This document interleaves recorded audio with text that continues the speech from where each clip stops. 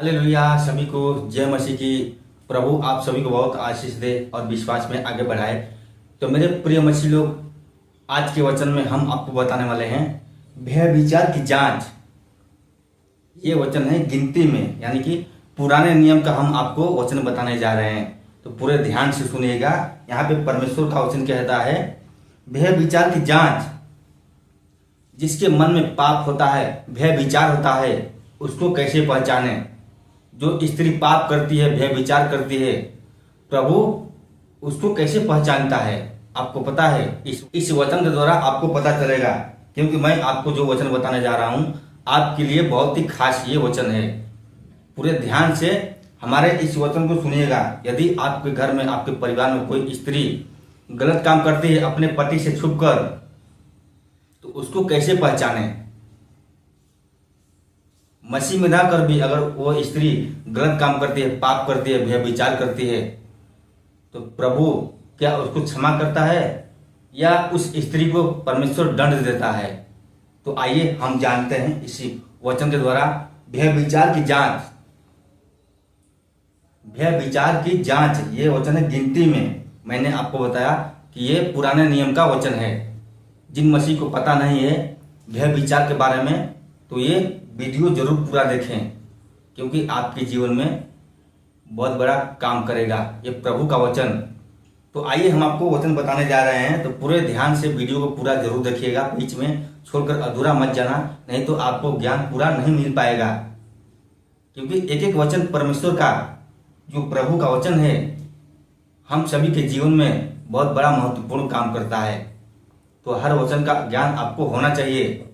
हर मसीह को, यदि आप परमेश्वर पर विश्वास करते हैं, प्रभु जी में आपका विश्वास है, तो आपको कैसे रहना है, कैसे चलना है, किस नियम का पालन करना है, आपको सब पता होना चाहिए।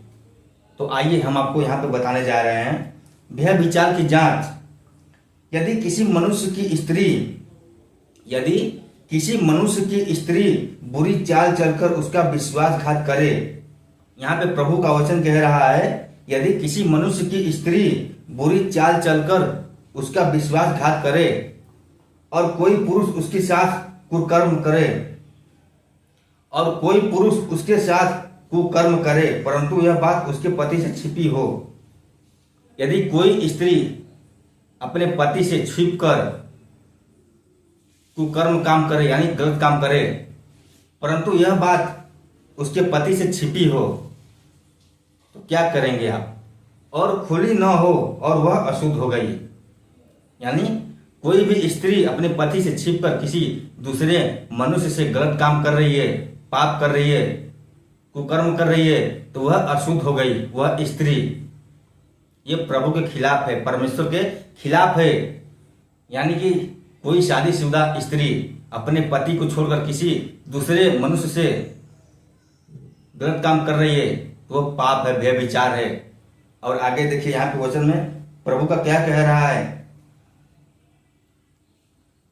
परंतु न तो उसके विरुद्ध कोई साक्षी हो और न वह कुकर्म करते पकड़ी गई हो।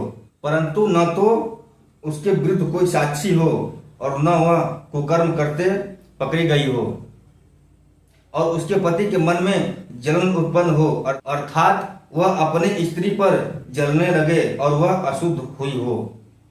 यानी कि उस मनुष्य को अपने स्त्री पर, अपने पत्नी पर शक होने लगा, उसके अंदर जलन उत्पन्न होने लगी। क्यों होने लगी? क्योंकि उसकी पत्नी किसी दूसरे आदमी के साथ दुष्कर्म कर रही है, पाप कर रही है। तो यह बात जानकर कोई भी पुरुष सहन नहीं कर पाएगा, कोई भी बर्दाश्त नहीं कर पाएगा। यदि आपके घर में भी कोई स्त्री अपने पति को छोड़कर किसी दूसरे मर्द के साथ गलत काम कर रही है, तो आप भी बर्दाश्त नहीं कर पाओगे, सहन नहीं कर पाओगे, आपके अंदर जलन होने लगेगी। अर्थात वह स्त्री अशुद्ध हो गई है भय विचार से, पाप से। जो कि वह स्त्री शादीशुदा है, शादीशुदा होकर भी अपने पति को छोड़कर किसी दूसरे पराये मर्द के साथ गलत काम कर रही है। ऐसी स्त्री अशुद्ध होती है। परंतु वह स्त्री अशुद्ध न हुई हो तो वह पुरुष अपनी स्त्री को याजक के पास ले जाए और उसके लिए एपा का 10वां अंश जौ का मैदा चढ़ावा करके ले आए, परंतु उस पर तेल न डाले, न लोबान रखे, क्योंकि वह जलन वाला और स्मरण दिलाने वाला अर्थात अधर्म का स्मरण करने वाला अन्न बलि होगा। परंतु वह स्त्री अशुद्ध न हुई हो तो अपनी स्त्री को याजक के पास ले जाए, अपने याजक के पास ले जाए, आपकी पत्नी अशुद्ध न हुई हो तो।